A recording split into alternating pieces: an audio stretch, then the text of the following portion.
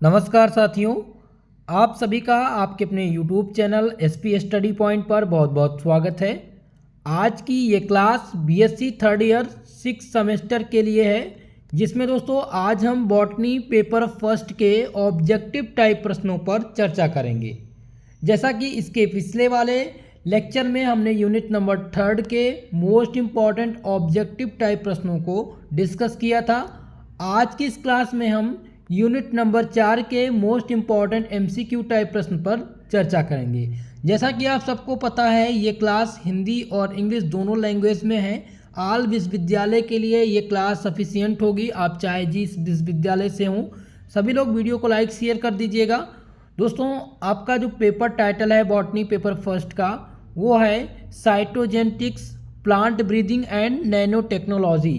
ये आपका क्या है, पेपर टाइटल है, ठीक है। और पेपर टाइटल एक बार जरूर चेक कर लिया करिए। तो चलिए स्टार्ट करते हैं MCQ टाइप प्रश्नों पर।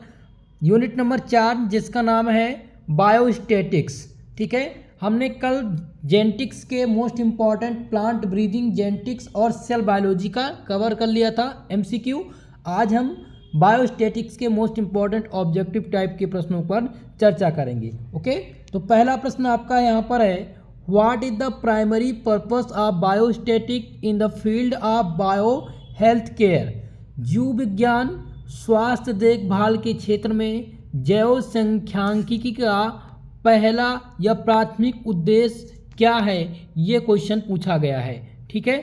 चलिए, आपके ऑप्शन दिए गए हैं, data collection, data analysis, data visualisation, data storage.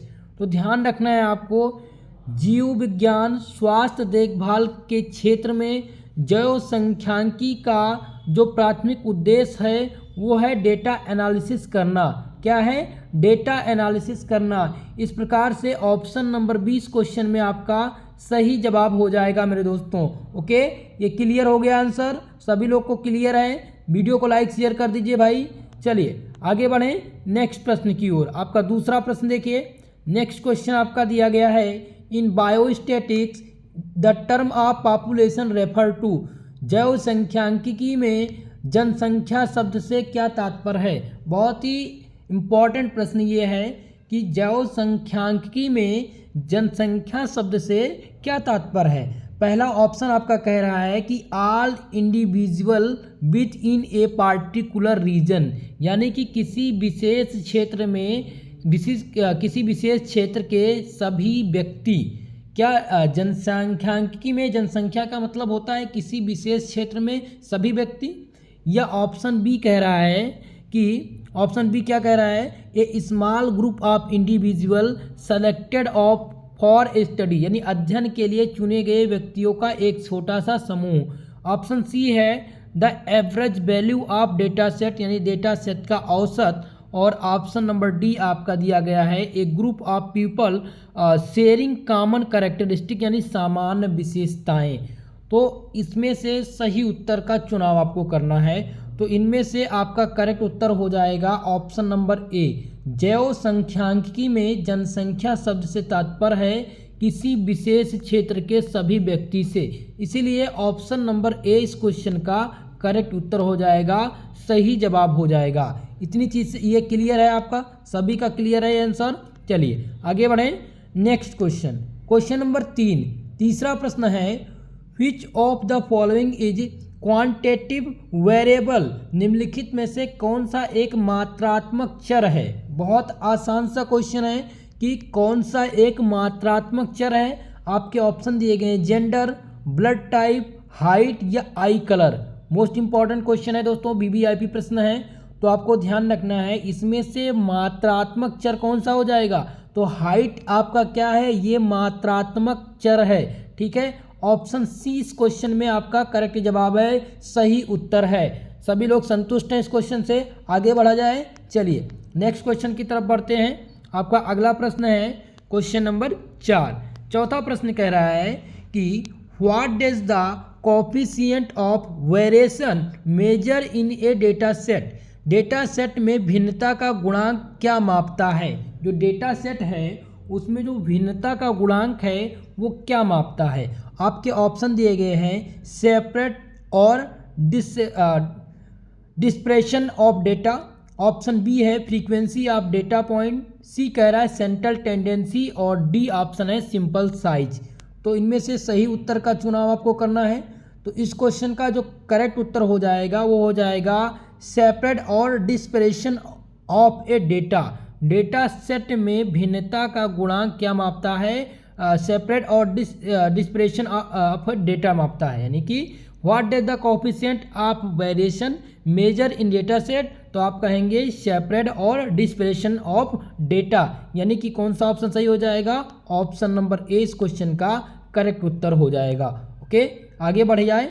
चलिए नेक्स्ट क्वेश्चन है क्वेश्चन नंबर 5। पांचवा प्रश्न है which statistical test is used to determine of observed data fit and expected distribution in a goodness of fit analysis। यानी कि यह निर्धारण करने के लिए किस सांख्यिकी परीक्षण का उपयोग किया जाता है कि क्या प्रेक्षित डेटा एक अच्छाई की फिट विश्लेषण में अपेक्षित विवरण में फिट बैठता है। ये क्वेश्चन यहाँ पर पूछा गया है। ऑप्शन ए दिया गया है टी टेस्ट, बी ऑप्शन है chi square test measure of, option C दिया गया है एनोवा, ऑप्शन डी दिया गया है कि रिग्रेशन एनालिसिस। तो इनमें से सही उत्तर हो जाएगा चाई स्क्वायर टेस्ट। क्या? Chi square test measure of. Okay, आपका करेक्ट उत्तर हो जाएगा चाई स्क्वायर टेस्ट। ठीक है, यहाँ पर मेजर ऑफ नहीं है, ध्यान दीजिएगा। चाई स्क्वायर टेस्ट यह निर्धारण करने के लिए किया जाता है कि किसी संख्या परीक्षण का उपयोग किया जाता है क्या प्रेक्षित डेटा एक अच्छाई की विश्लेषण में अपेक्षित विवरण में ये फिट बैठता है। तो वो क्या है? चाई स्क्वायर टेस्ट है। ऑप्शन नंबर 20 क्वेश्चन का करेक्ट उत्तर हो जाएगा। सही जवाब हो जाएगा ऑप्शन नंबर बी।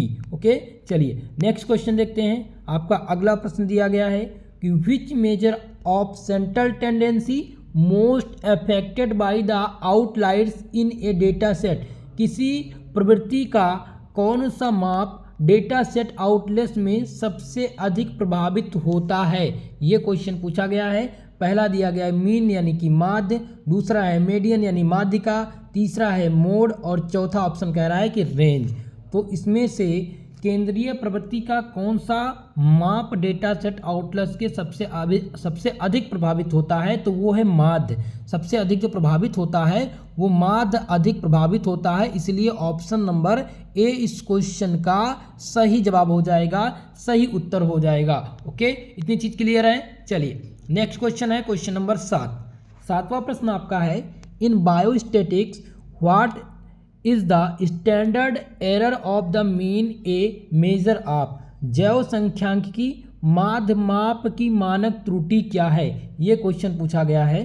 क्वेश्चन क्या कह रहा है कि जैव सांख्यिकी माप की मानक त्रुटि क्या है? ऑप्शन नंबर ए यहाँ पर दिया गया है कि how separate out data point are. दूसरा ऑप्शन कह रहा है यानी कि the average value of data set यानी डेटा सेट का औसत मूल्य। सी ऑप्शन कह रहा है कि the precision of sample mean as in the estimate of population यानी जनसंख्या के अनुमान के रूप में नमूना माध्य की सटीकता। ऑप्शन नंबर डी कह रहा है the portion of variation explain the statistical model. एक सांख्यिकी मॉडल द्वारा समझाया गया भिन्नता का अनुपात। तो इनमें से सही उत्तर क्या हो जाएगा? इनमें से सही उत्तर हो जाएगा the precision of sample mean as the estimate of population यानी जनसंख्या के अनुमान के रूप में नमूना माध्य की सटीकता। ऑप्शन सी इसमें आपका करेक्ट उत्तर होगा। ध्यान दीजिएगा, क्वेश्चन था जैव सांख्यिकी माध्य माप की जो मानक त्रुटि है वो है the precision of sample mean as an estimate of population mean, जनसंख्या के अनुमान के रूप में नमूना माध्य की सटीकता, यही आपका मानक त्रुटि है। ऑप्शन नंबर सी इसमें करेक्ट उत्तर हो जाएगा। चलिए अगला प्रश्न है क्वेश्चन नंबर 8। आठवां प्रश्न है what software is commonly use for statistical analysis in biostatics. जैव सांख्यिकी में सांख्यिकीय विश्लेषण के लिए आमतौर पर किस सॉफ्टवेयर का प्रयोग किया जाता है? यहाँ पर ऑप्शन दिया गया है माइक्रोसॉफ्ट वर्ड, या फिर एडोब फोटोशॉप, MS एक्सेल या फिर फेसबुक। तो इनमें से जैव सांख्यिकी में सांख्यिकी शब्द के विश्लेषण के लिए जो आमतौर पर प्रयोग किया जाने वाला सॉफ्टवेयर है वो MS एक्सेल है। MS एक्सेल का प्रयोग किया जाता है।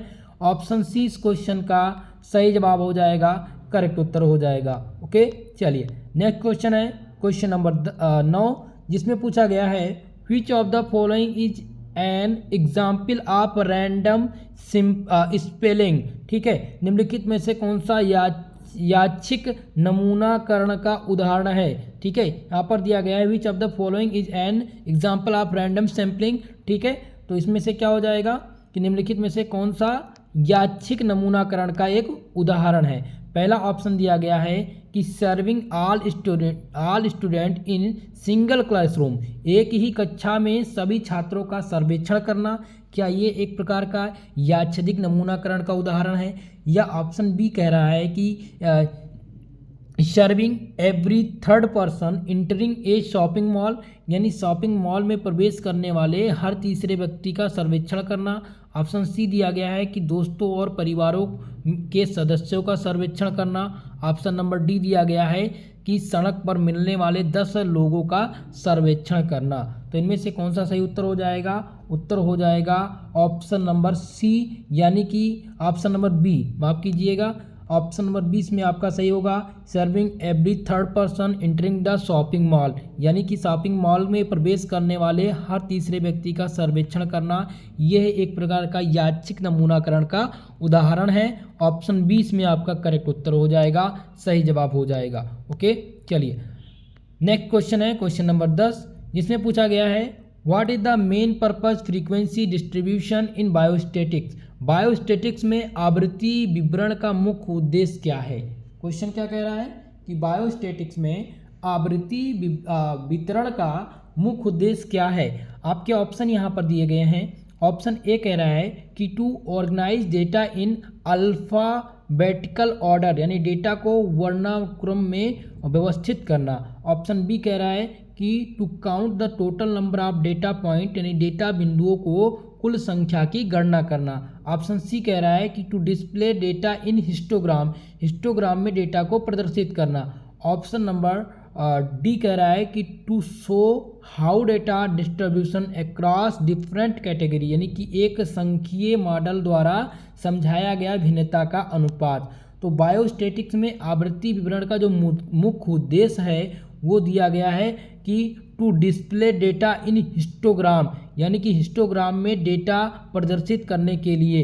ठीक है, यही है बायोस्टैटिक्स में आवृत्ति वितरण का मुख्य उद्देश्य, यानी ऑप्शन नंबर सी इस क्वेश्चन का सही उत्तर हो जाएगा, करेक्ट जवाब हो जाएगा।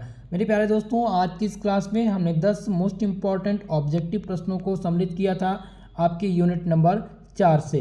ठीक है, नेक्स्ट क्लास में हम यूनिट नंबर 5 के मोस्ट इंपॉर्टेंट ऑब्जेक्टिव प्रश्नों को सम्मिलित करेंगे। देखिए, संख्या प्रश्नों की कम है, लेकिन ये 10 सबसे महत्वपूर्ण प्रश्न हैं जो आपके एग्जाम में 100% आने की संभावनाएं हैं। इसीलिए मैं उन्हीं प्रश्नों को चूज कर रहा हूं जो 100% आपके एग्जाम में पूछे जाएं। तो कल की क्लास में हम यूनिट नंबर 5 के मोस्ट इंपॉर्टेंट ऑब्जेक्टिव प्रश्नों को देखेंगे, और उसके बाद में जैसे ही चैप्टर आपका कंप्लीट हो जाएगा मैं आप सबके लिए मॉडल पेपर तैयार कर रहा हूँ। 100 क्वेश्चन का मॉडल सॉल्व पेपर आप लोग को हल करवाएंगे। ठीक है, PDF के लिए टेलीग्राम चैनल ज्वाइन कर लीजिएगा, SP study point, SP study point आप सर्च कीजिए टेलीग्राम पर, या डिस्क्रिप्शन बॉक्स में लिंक है, वहाँ से आप ज्वाइन कर सकते हैं। वीडियो को लाइक शेयर कर दीजिएगा, अपने दोस्तों में भी शेयर करिए ताकि और सभी लोग जुड़ सके क्लास में। ठीक है, सेम इसी टाइम पर क्लास होगी। आज के लिए बस इतना ही, मिलते हैं नेक्स्ट वीडियो में, तब तक के लिए जय हिंद जय भारत।